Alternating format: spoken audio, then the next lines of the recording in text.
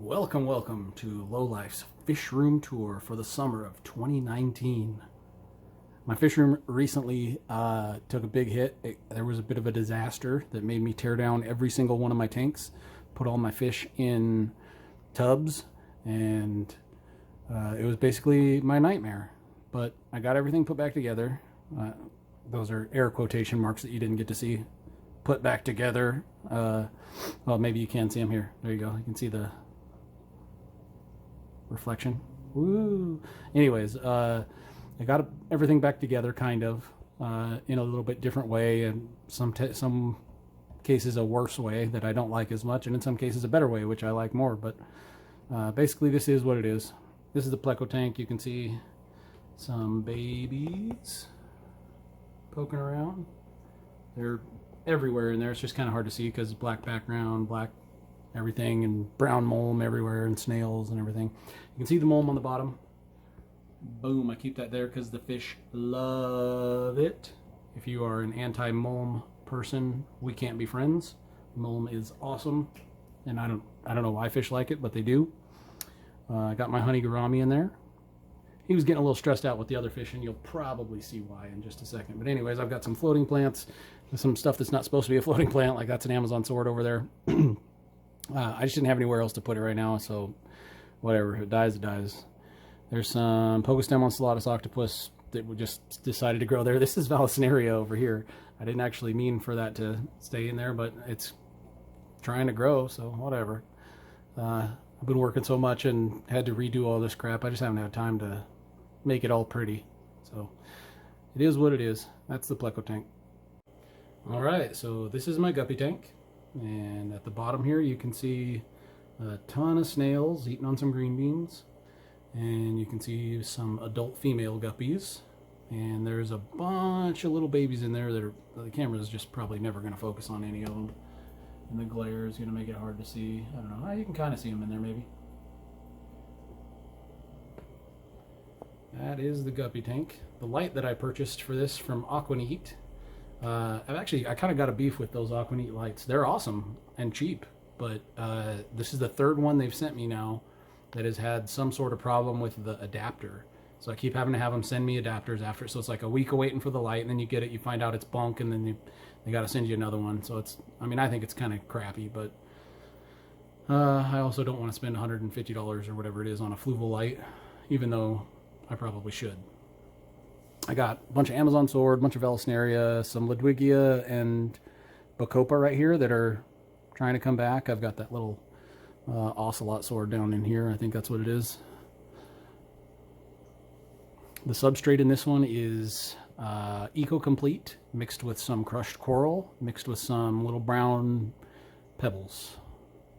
And for some reason, it looks like it's all brown and white over here and barely brown and white over here. That's not for any reason. That this stuff was all mixed up really good and everything. It just, for some reason, didn't work out that way. Oh, there's a bunch of black and white sand in there mixed too. So there's like a bunch of different levels of, from little tiny things of sand to a little bit bigger pebbles to Eco Complete, so on and so forth.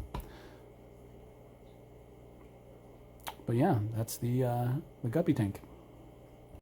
All right, this is my 55 gallon, and this is why I believe my honey gourami was stressed out, because it was in a tank with all of these fish in here, and some of the fish in here aren't doing too hot right now. The black mollies specifically got pretty stressed out with all of the crap that I had to do, moving them around, keeping them in tubs for 2 days or 3 days. It was bad, and they haven't fully recovered, and they might not fully recover from it. They're just kind of stressed out. Some of them kind of got little icky type stuff. So we'll see how it turns out. I got a Bolivian ram in there at the bottom. I got these pots right here have crushed coral in all of them, and then Pocostem Ocellatus octopus growing out of there, and then I've got some water lettuce on the top. Oh, and there's a bunch of Anubiuses and Java ferns and stuff down in here.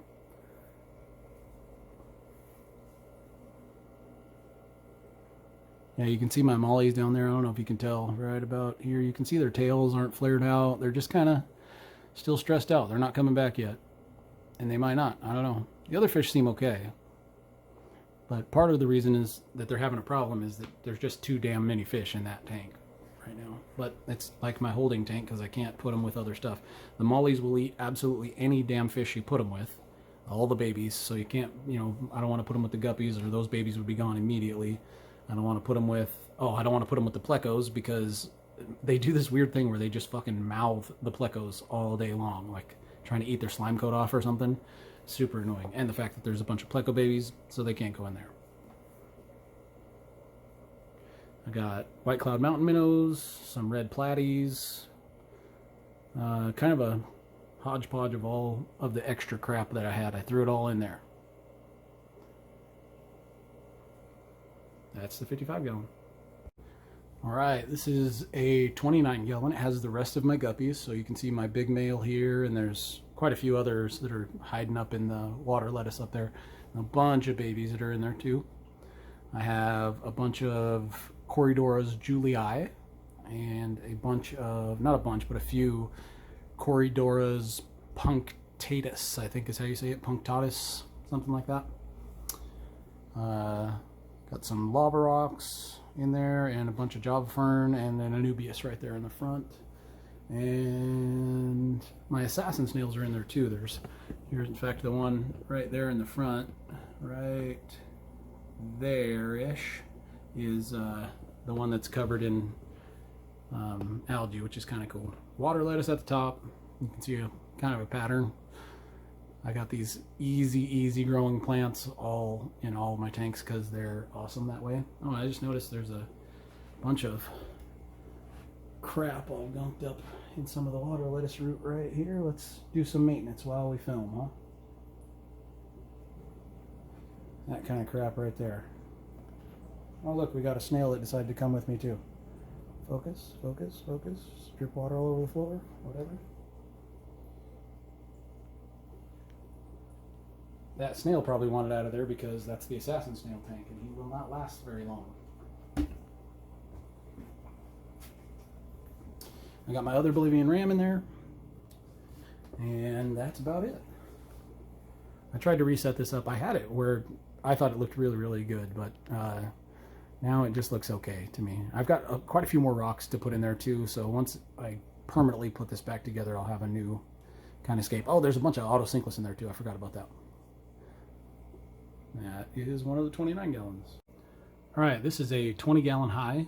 It's got some neon tetras, some ram's horn snails, and some red cherry shrimp. Got big clump of Java moss right here. Got some little hiding places for shrimp, and this rock pile is also for them to hide out in. This has crushed coral in it. You can see a pattern. Some of the substrates I don't like to mix the crushed coral with because, as you can see, this is like nice uniform black gravel. I figure might as well keep the crushed coral separate, otherwise it'll look weird, I guess. I don't know. Pocostem ocellatus octopus, Amazon sword, water lettuce, and duckweed. Or I actually don't know if that's duckweed up there. I've never had duckweed before, so I just think that's what it is because it grows out of nowhere, and I don't know where I got it, so it sounds like basically how duckweed sort of works for everybody else. That's probably what's happening to me here. This down here, right there, is a dwarf aquarium lily that will hopefully come back to life. Again, it's a little worse for the wear from this little fish tank apocalypse that I had to go through, tearing down all my tanks. But yeah, overall we didn't lose too many fish, and we did lose a couple. I lost a Corydora. I lost, well, you'll see in my next tank, I lost a bunch of zebra danios. I had a bunch of babies. I don't know if you've seen in my last video, I had about 10,000 babies, and now I have, well, less. I lost a white cloud mountain minnow, and I think that one was just my fault from dropping it on the floor straight up, or it may have jumped out of a tub or something like that, but yeah, it's totally fried. Anyways, that's the 20 gallon high. My neons are not doing too hot either. I have lost a couple of them. I think that's pretty normal. They're a pretty sensitive fish, it seems like. So we'll see how they go from here. What do I got here? 1, 2, 3, 4, 5, 6, 7, 8, 9 that I can see right now. Hopefully some of the others are hiding because I think there's about somewhere between 12 and 15 of them. or at least there was. Dun dun dun. All right, and for the last tank that I have up and running, I do have other tanks, but I didn't put them back together after this disaster, so this is the last thing that I have actually going. It's got a bunch of zebra danios in it and a bunch of snails. I got some mystery snails. There's a gold one down here. There's a white one over here in the corner you kind of can't see. And there's another gold one in there somewhere hiding out.